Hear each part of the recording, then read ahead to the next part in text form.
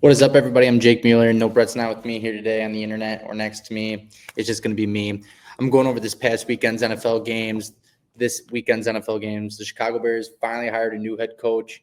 The college football playoffs have come to an end with our national championship. We finally have a new winner.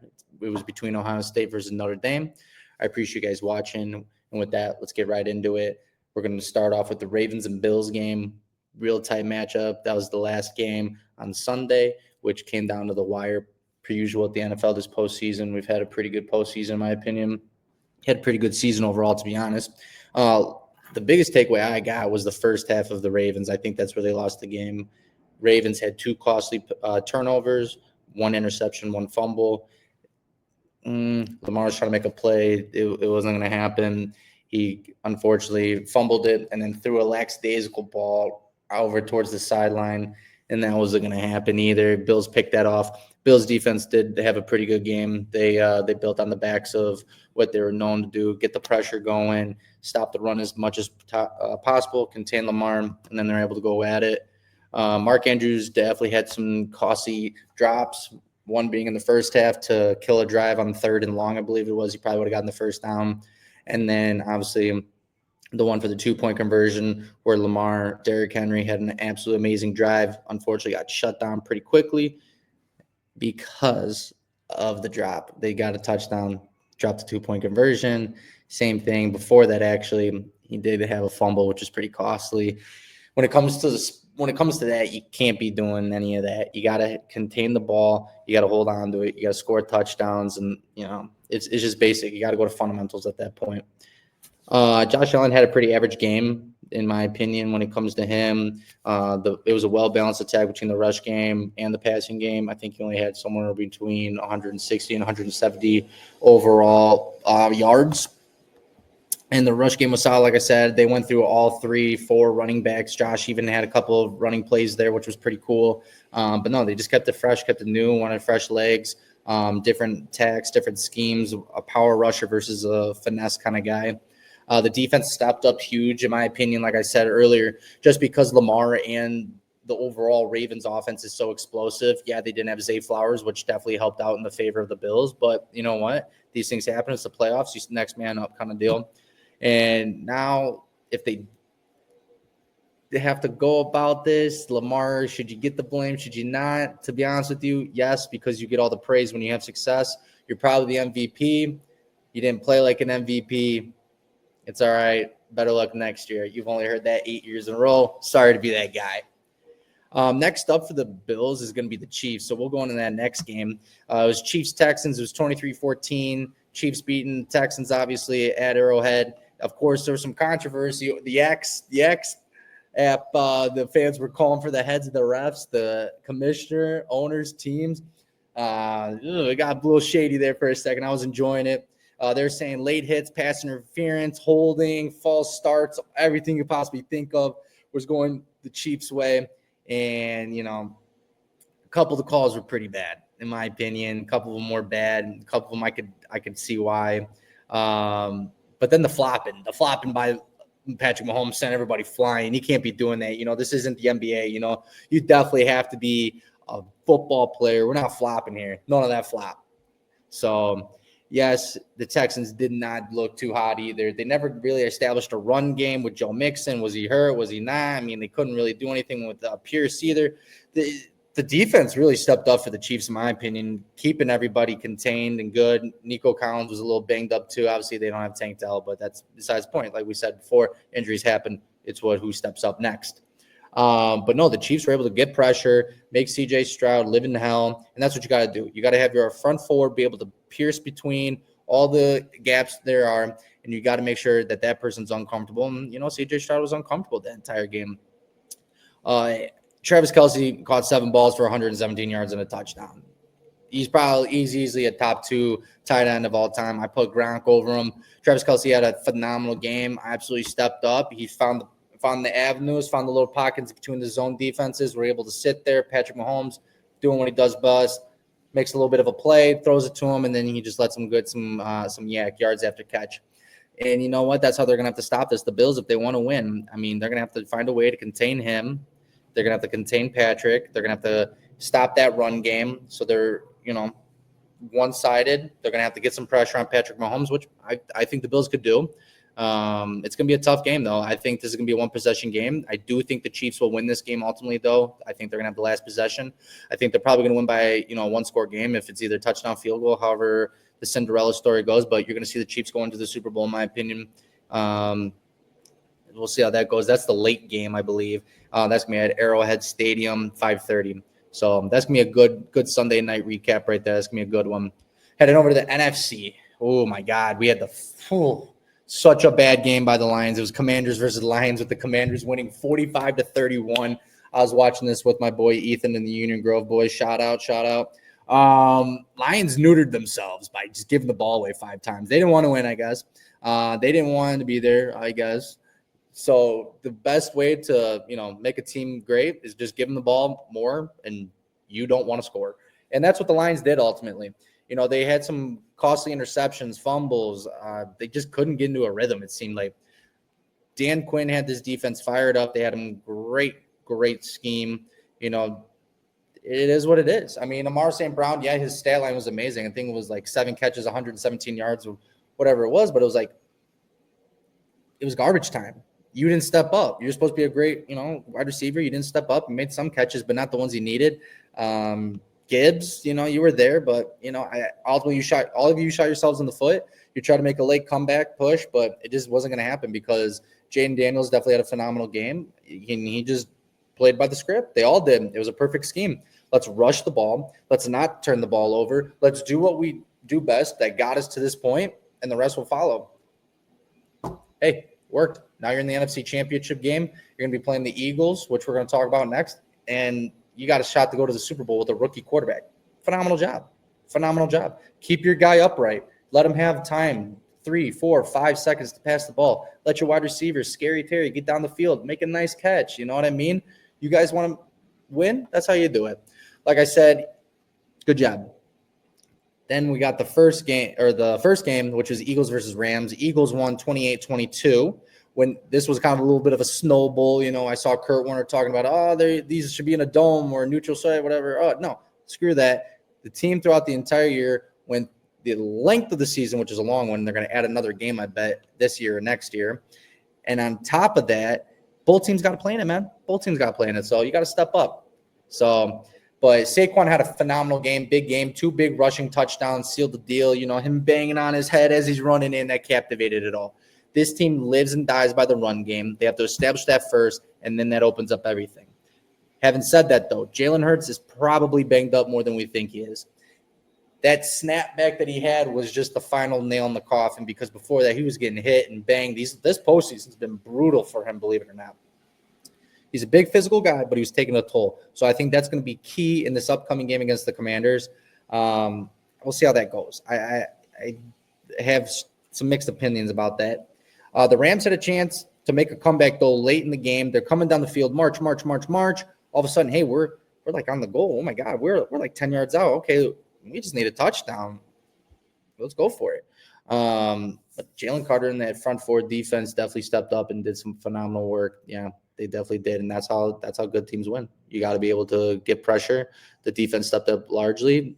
The Rams, I don't know what you were covering on that last play, but you pretty much let him get touched by maybe a middle finger, and he came in, gave you guys the middle finger, and he moved on, and he's in the NFC Championship game, which he should be rightfully so. I mean, he's candidate for Defensive Player of the Year, so we'll see how that goes. A lot of people are saying, did the snow play a large part in the outcome? I think so, but I think the Eagles are overall a better team. I think you've played this game 10 times. I think the Eagles are probably winning it 6, 7 times just because good defense, good offense. But they need to get A.J. Brown going better. He's been lackadaisical out there on the outside. He's not making so many catches, and he's not getting a part of this, which is dangerous, especially when you need your players, big-time players, to make big-time plays. So the Commanders are going to play at Lincoln Stadium at 2 o'clock. That's on Sunday, so that's going to be a good matchup. Both of these games are phenomenal. I love them. I think this is good. Do I think these are the best 4 teams in the NFL? Heck no, but that's playoffs, baby. Now, talking about my Chicago Bears, we did finally hire a new head coach. Ben Johnson, the number 1 candidate. We finally did it right. The city of Chicago finally has a new offensive-minded guy. This isn't Mark Trestman 2.0. This is not Matt Nagy. This is the real deal. This is going to be putting us above what we have been. This is going to put us in the conversations of former Lions. This is going to put us above the Vikings. This is going to put us above the Packers, ultimately getting us to the postseason. I'm not going to say that's the first time. Like, our first season's probably not going to be like that. But I expect that 2, 3, fourth year, we should be knocking on, divisional round. We should be knocking on conference championship to ultimately Super Bowl in about 2 to 4 years. We have the paper team. The team on the paper is amazing. Really is. This offseason is another critical one because we have a lot of cap space. We have the 10th overall pick, and we're retaining some players. So I think we already have a great team. We're going to add to this. A lot of people are saying, we're going to add Ashton Genty, which Caleb Williams was just hanging out with. Do we need another running back? Yes. Should we spend the 10th round pick on him? If he's there, maybe. I personally think we should get some more offensive line, defensive line. And then thirdly, probably, I think that'd be the running back is the third overall thing that we need. We already got some stellar weapons. We're probably going to be losing Keenan Allen. I think Ben Johnson wants some more speed. I think he wants youth. So, Keenan, you're probably going back to the Chargers, which thank you very much. It was cool seeing you play. But ultimately, Ben Johnson is going to help produce the best Caleb Williams version there is. It's going to boost the overall offense, the speed, the spread, the fun plays. It's not just going to be the same old bubble route screen, catch, boom, fumble, or boom, catch, loss of 5 yards. This is going to be able to push the ball down the field, 20, 15, 10-yard passes that are ultimately going to be able to become bigger ones after the yak because we got DJ Moore, because we got DeAndre Swift, because we got Cole Kmet. You know what I mean? We got these phenomenal players. We got Roman Dudze. We got these players. We just need to get our offensive line to be able to protect on the pass and on the run. I truly think that this is a phenomenal hire. I think it's going to be great. It sounds like he's going to have Dennis Allen, former head coach and DC of the Saints, come on board and be the DC of Chicago, which is phenomenal because our defense has great players. We just need a man to help lead them. Matt Eberflus did a phenomenal job as a DC, just sucked as an OC and a head coach overall, lost the locker room, wasn't very smart. Waldron, you're a shitty hire. You should have never been a Bears offensive coordinator. Thank God they fired you. Thomas Brown, you did decent in your first game, first and second game as offensive coordinator to head coach. Your last game against the Packers was better because probably you had nothing to lose. That's why you, in my opinion, were good. Thank you for your service. But, yes, get out the door. We need to hire a new offensive line coach, which definitely will come. Ben Johnson will probably hire him in the next week or two after the Super Bowl. Most likely we're going to already have ours. So I'm excited for it. The growth of Caleb Williams is going to be out of this world of development. I think he's going to be Patrick Mahomes 2.0. I think he's going to be the best NFC North quarterback by next year. Phenomenal quarterback. You're going to see it here first. I mean, look up the highlights, look up the stats. He had a phenomenal year overall. Almost the best overall QB for the Chicago Bears in the history of them, which is over 100 years. Really good rookie season. It's just dude got sacked almost 70 times. Didn't turn the ball over all too much. Maybe could have made a play here or two better, but you know what I mean? There's too much pressure. It is what it is. So now we got the Ohio State versus Notre Dame national championship game, which was last night. I know Bret is over the moon about this game, which he should be. His team won the national championship, even though they lost to Michigan, a few weeks back, but that's hearsay. So like I said, last night was the national championship game with Ohio State being victorious, 34-23. This makes the Buckeyes 9-time national champions, with the last one being a decade ago in the 2014-15 season. The QB of them, Will Howard, he did a great job for the Buckeyes this year. Is he going to go in the draft? Is he not? We'll see what happens this upcoming year. I saw him on the Pat McAfee show. He's just going to take this one as he should. And I don't even think he's going to play in the Senior Bowl. He went 17 for 21 with 231 yards and 2 touchdowns.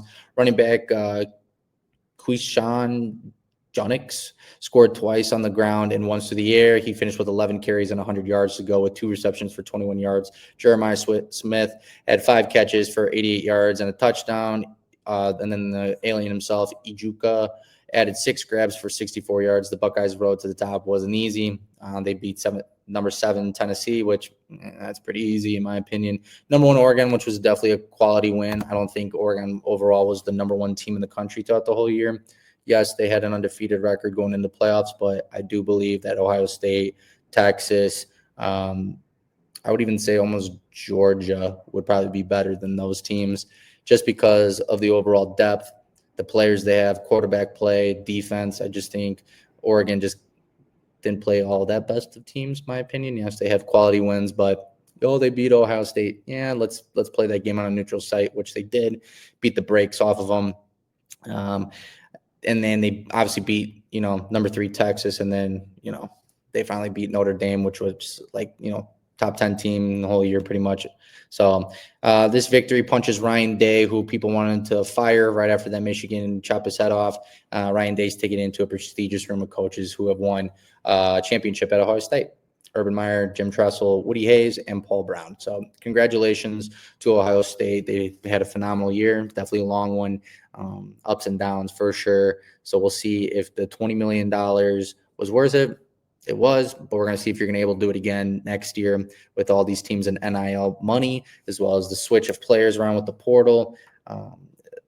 I think college football is in a really overall bad place right now. I know people are on a high right now. I think there needs to be some sort of cap system for money. There should be no team spending $20 million like that with players receiving God amounts of money. There should be caps on how much a position can make. There should be caps on how the team can spend. There should be limitations to how you can transfer. The transfer portal itself is a wild west. People are leaving before the end of the season. People are, receiving money. I mean, back in the day was, you want to transfer, okay, you're sitting out a year, or you're just not transferring at all. All the money was, yes, being paid under the table, but some of these kids are, making more than the NFL rookies, second year, third year, fourth year. So it's like, what are we doing? There's no incentivization to come to this school, to be a better person, to be a better player, to be a better student, to grow up. They're not learning football. You're just learning business. You know what I mean? And most of these times, there's a handful of instances of these agents taking over these kids' contracts for so much money. And this is ridiculous. It really is. So I think there needs to be some limitation. There needs to be some overall structure to these deals to help these kids out that are, 17, 18, 19, 20, 21. I mean, some of them are even like 26 years old, 9-year, college vets are nowadays. So we got to definitely look out for the kids and make sure they help out, and we'll see how that goes. But congratulations to Ohio State, OHIO, I guess. So moving on to Bret. I know we all love to talk about him. I don't know if he's Rain Man, if he's got some YouTube videos he's been watching or what, but Bret has been on a heater recently with his underdog bets. Now, all this is legal. This NFL postseason, he's been hitting good money. In this past, weekend, he claims he's made $300 this weekend alone. And as I'm talking, you're going to see some of these bets. With that being said, here's some screenshots of the winning bets. This weekend, Bret will be posting on Instagram. We're going to go on Instagram Live or YouTube Live. I'm not too sure which one yet, but we're going to be doing our top bets to help you make money so that we make money. We all make money. Times are tough. Inflation's high. Why not make some money, right? So use these 2 referral codes right here on Underdog, and you're going to receive $50 to us, and you're going to receive a match bonus back to you. Bret's been on a pretty good one right now, with the last one being the 2 national championship game ones. Then he had some other ones with, the Texans, the Chiefs, and then the other game of, the Eagles and the Rams. So he's been on an absolute beater. He's doing NBA ones too. So he's going good overall. He's firing. He's making some money. So you're definitely going to be seeing him pimping out soon. So we're going to be at a new bar that his boss's wife is opening this upcoming weekend. So we might be popping a live stream from there. Just the overall vibe is pretty cool. Bret's been telling me he's putting up 2 95-inch screen TVs with surround sound. They got fire food. He's telling me great drinks, fairly well priced. We're going to be going live down there. Make sure you check it out. If you got any comments, questions, if you want to be a part of the pod, or if you want to hop on, give us some of your takes. Buy more by all means, come on, let's do it. Let's have a debate about this kind of stuff. We love doing it. Bret, congratulations on your win. Congratulations on your money wins. Teach me some of your ways, which Bret has been doing. So if you haven't already, subscribe, leave a like, and we'll see you in the next time. All right, take care. Bye.